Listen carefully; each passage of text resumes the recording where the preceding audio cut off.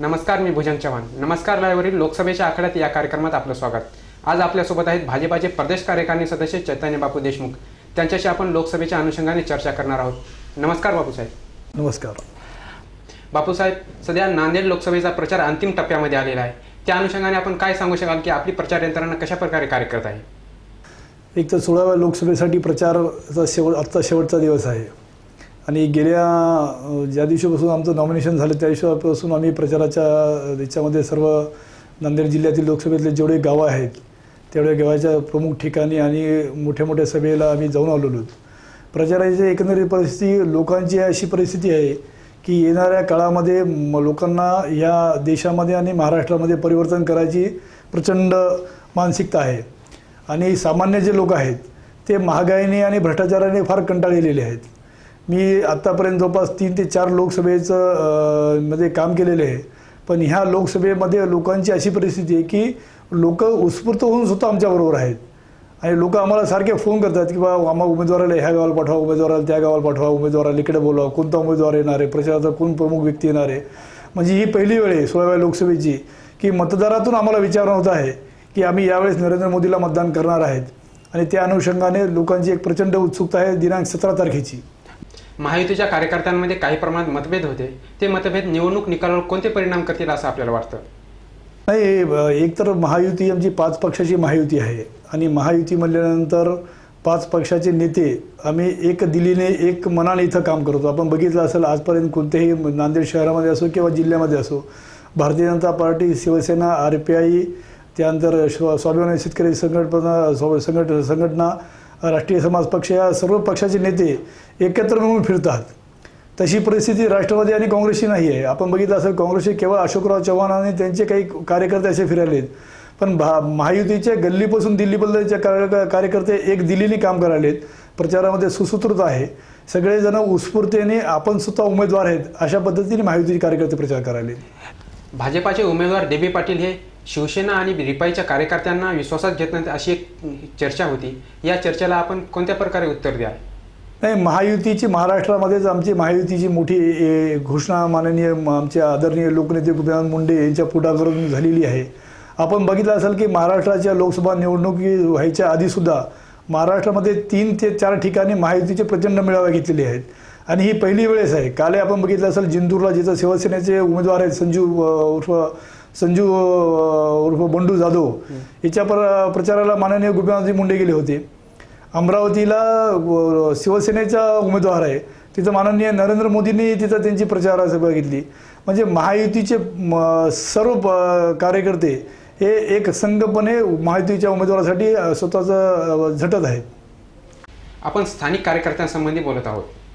स्थानिक पातळीवर सुद्धा शिवसेनेचे जिल्हाप्रमुख प्रकाशजी कवडे असोल, हेमंत पाटील असोल, स्थानिक महापालिकेचे दीपक सिंग रावत, महेश बाळू खमणे, सर्व नगरसेवक, RPIचे विजय सोनवणे, त्यानंतर स्वाभिमानी शेतकऱ्यांचे प्रल्हाद इंगोळे, हे सर्व कार्यकर्त्यांना आम्ही स्वतः सगळे मिळून फिरवलो तिथं कार्यकर्ते. त्यामुळं समन्वय नाही हे जसे आरोप आहे हे चुकीचा आरोप आहे.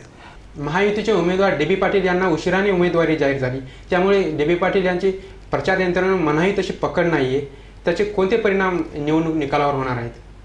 नाही, तसं म्हणणं चुकीचं आहे की एक तर भारतीय जनता पार्टीचे DB पाटील 2004 वेळेस ह्या जिल्ह्याचे खासदार होते. ह्या जिल्ह्यामध्ये 3-4 विधानसभा जे शिवसेना लढते 40 ठिकाणी शिवसेनेचे आमदार होते आणि ज्या दिवशीपासून DB पाटलांनी फॉर्म भरला त्या दिवसापासून 30 तारखेपर्यंत नरेंद्र मोदीची सभा होईपर्यंत थोडं याच्या प्रचारामध्ये गती कमी होती. पण ज्या दिवशी नरेंद्र मोदीची सभा झाली आणि महाराष्ट्रामध्ये सर्वात मोठी भूतन भविष्य अशी सभा इथं झाली जी लोकांच्या उत्स्फूर्त प्रतिसादाने आजपर्यंत प्रशासनाचा सुद्धा असा दावा आहे की गेल्या 20 वर्षामध्ये एवढी मोठी सभा झाली नाही.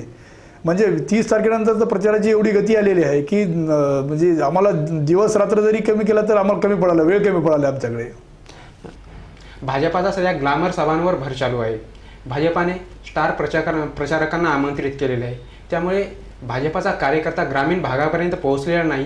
त्याचे कोणते परिणाम भाजपाला भोगावे लागतील? नाही, स्थानिक पातळीवर सुद्धा ग्लॅमरस सभा हा तर लोकसभेमध्ये लोकांची उत्सुकता असते किंवा कोणता हिरो होणार किंवा कोणता मोठा लीडर आपल्यासाठी प्रचाराला येणार एक लोकांना ती पाहायची संधी असते. पण स्थानिक लेवलवर सुद्धा शिवसेनेचे सर्व नगरसेवक, भारतीय जनता पार्टीचे नगरसेवक, आमचे सर्व पदाधिकारी हे एकजुटीने आम्ही शहरामध्ये गेल्या 8 दिवसापासून आमच्या रोज सकाळ संध्याकाळ पदयात्रा चालू आहेत. Door to door Bharatiya Janata महायुतीचे कार्यकर्ते जाऊन प्रचार करायलेत. समन्वय आम्ही कार्यकर्त्यांच्या वैयक्तिक बैठकासुद्धा घेतलेल्या आहेत.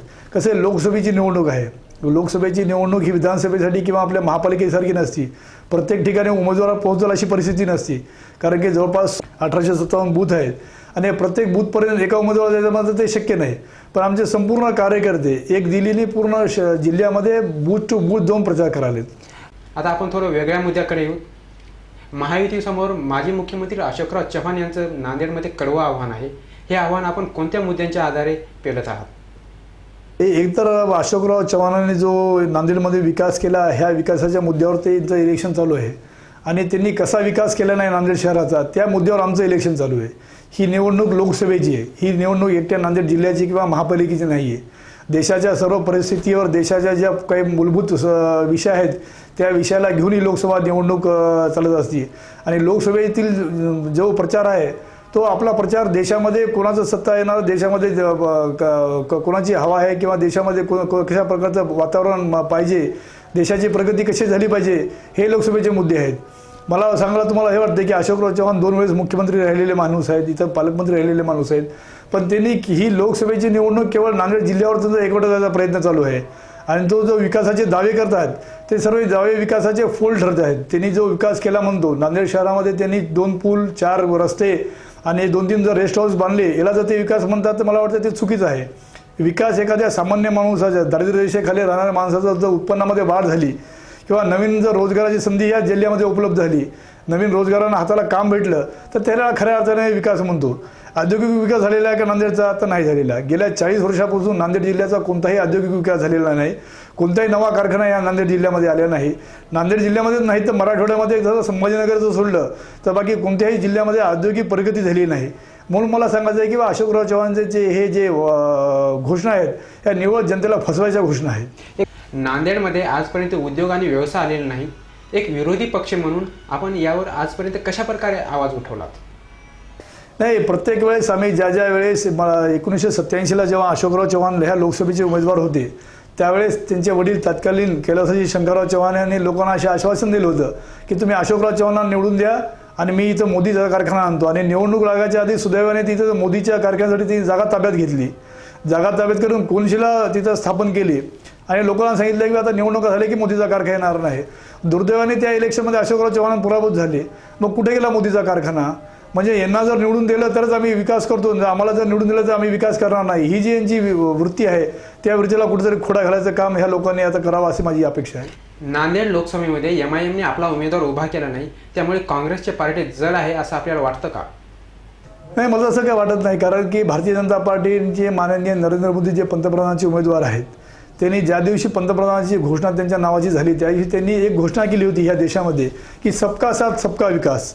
त्यांचं म्हणणं आहे की बा कोणत्याही व्यक्तीला किंवा कोणत्याही समुदायाला जातीमध्ये तुम्ही धरू नका.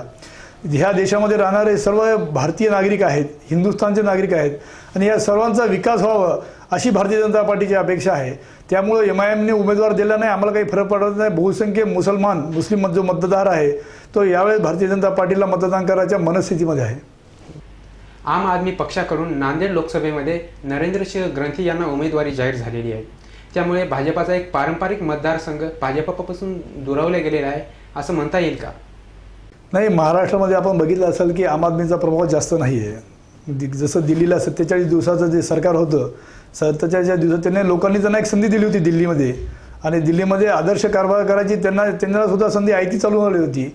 पण त्यांनी ती संधी डावलून लोकांना विश्वासात न घेता जे अरविंद केजरीवालने दिल्ली विधानसभेचा राजीनामा दिला आणि लोकसभेच्या प्रचारामध्ये पडलं, त्यांचं लोकसभेमध्ये फक्त एकच मिशन आहे की बा कोणत्याही परिस्थितीमध्ये नरेंद्र मोदीला पंतप्रधान होऊ द्यायचं नाही. त्यांचा काही विकासाचा अजेंडा नाही, त्यांचा काही रोजगाराच्या संधी नाहीत, त्यांच्याकडे असे कोणते ठोस मुद्दे नाहीत. त्यामुळं मला वाटतं की महाराष्ट्रातली जनता आणि नांदेडची जनता आम आदमी पक्षाला जास्त मतदान करतील अशी अपेक्षा नाहीत. महायुतीची सध्याची स्थिती पाहता महायुतीला मतदानाचे कोणते गणित अपेक्षित आहे? आम्हाला जवळपास राष्ट्रीय राजकीय गणित आमच्या मागच्या वेळेस आमचा जो उमेदवार होते संभाजी पवार त्यावेळेस ह्या जिल्ह्यामध्ये अशोकराव चव्हाण मुख्यमंत्री होते आणि मुख्यमंत्री असताना अशोकराव चव्हाणांनी ह्या नांदेड लोकसभा मतदारसंघामध्ये 17 दिवस मुक्काम केला होता. 17 दिवस मुक्काम करून सुद्धा आमच्या मतदाराला 2.25 लाख मतं पडले होते. म्हणजे 2.25 लाखाची आमची मतपेटी आहे भारतीय जनता पार्टीची. यावेळेस परिस्थिती वेगळी आहे. यावेळेसपासून गल्लीपासून ते दिल्लीपर्यंत परिवर्तनाची एक लाट असल्यामुळं आणि सामान्य मतदार ज्याला मतदानाचा अधिकार आहे त्याची अशी इच्छा आहे की यावेळेस देशाचं पंतप्रधान नरेंद्र मोदी व्हावं, या देशामध्ये परिवर्तन व्हावं, या देशामधला भ्रष्टाचार दूर व्हावा, या देशामधली बेरोजगारी दूर व्हावी, या देशामधली महागाई दूर व्हावी. महिला सुद्धा महागाईला प्रचंड प्रमाणात कंटाळलेल्या आहेत. त्यामुळे आम्हाला 5 ते 5.25 लाख मतं ह्या नांदेड लोकसभा पडतील अशी आम्हाला अपेक्षा आहे. लोकसभेच्या आखाड्यात या कार्यक्रमात आज आपल्यासोबत होते भाजपाचे प्रदेश कार्यकारिणी सदस्य चैतन्य बापू देशमुख. उद्या आपण भेटणार आहोत अशाच एका मान्यवरासोबत. तोपर्यंत पाहत राहा. नमस्कार लाईव्ह.